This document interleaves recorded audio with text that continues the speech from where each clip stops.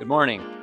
We're here in beautiful Belo Horizonte, Brazil, where we're going to be for the next 3 months, and I am setting up a temporary studio here, so let's take a look. So this is the apartment of a friend of Layla's, and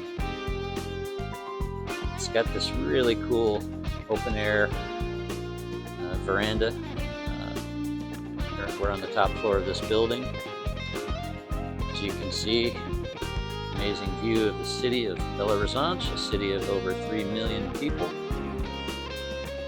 And we've been running all over the city the last couple of days, trying to find art supplies and food and just basics to get started. We've only been here 2 days, well, 3 days now. We have a cooking area, kitchen area. Fernanda is in the process of remodeling this, so it's not complete yet, but it's going to be really amazing when he's done. And you can see this is going to be kind of my workspace. I found some mats, floor mats. Got a nice new easel. Of course, I brought my plein air easel, but for bigger pieces I needed something larger. Yesterday we were able to find a piece of glass. I put some cardboard underneath that. The table was not level, so I put some cardboard under there, and that's nice and stable now.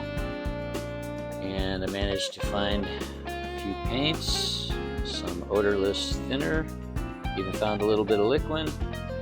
And of course I brought a few paints and my brushes with me. But this is going to be my setup here. And again, you can see looking out, I've got a nice view. And the temperature here in the middle of July is absolutely gorgeous. It's, I would say low 70s today, light breeze, absolutely beautiful. Anyway, this is going to be my studio space, and then this space here, this room, will be our workout studio.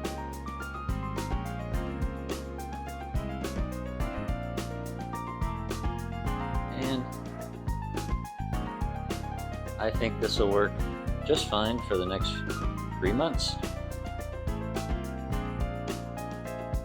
And let's take a look at setting up the palette. Some of you guys have asked me how I set up my palette, and I thought this would be a great time to show you how I set up a new palette. So let's have a look.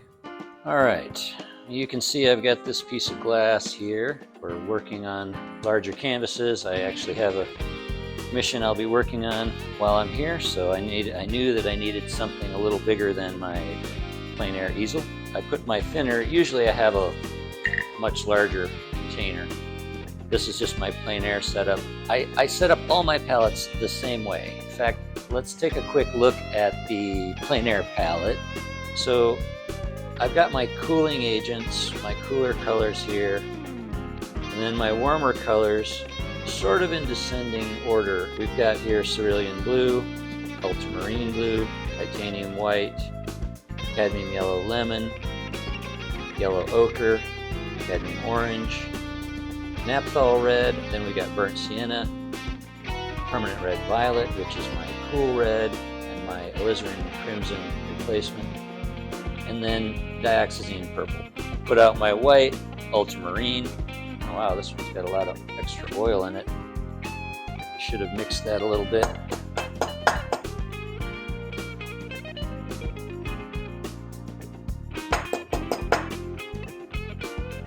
Okay.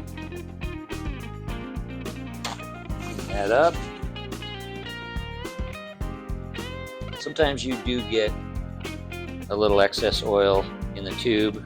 What you can do is take a scrap piece of cardboard, squeeze the paint out on the cardboard, and let it set for 10 or 15 minutes. The cardboard will draw the extra oil out of the paint, and then you can scoop it up and put it on your palette. Alright, next we've got our yellow ochre.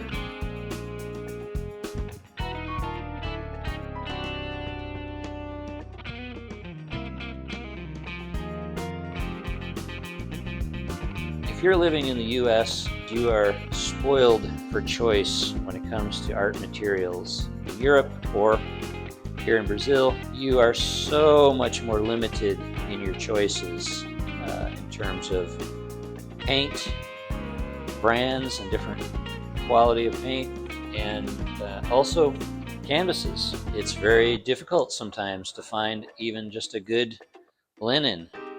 Or if you like to paint on panels, for example, it's often very difficult to find a good panel. I bought these panels yesterday. It's not a high quality archival canvas.